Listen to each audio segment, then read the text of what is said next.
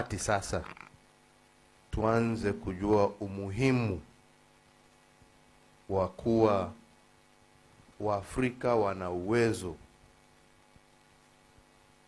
wa kuongea pamoja, lakini sio kuongea pamoja kwa kutumia lugha za wengine, lakini kutumia lugha zetu. Namshukuru sana kwa sababu aliona mbali hayati Mzee Nyerere wakati alisema ya kwamba lazima njia ya kuunganisha, lazima kwanza tuongee lugha moja, na akasisitiza ya kwamba lazima lugha ya Kiswahili iwe ndio itakuwa lugha ya kitaifa, iwe lugha ya kuunganisha na kuweka watu wawe kitu kimoja, waweze kuongea pamoja.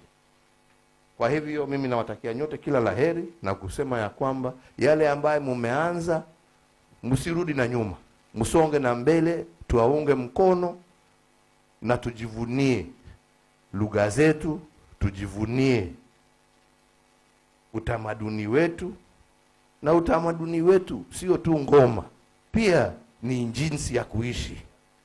Hiyo pia tujue ya kwamba sio tu ati tukisema ni utamaduni ni kupiga ngoma, hapana.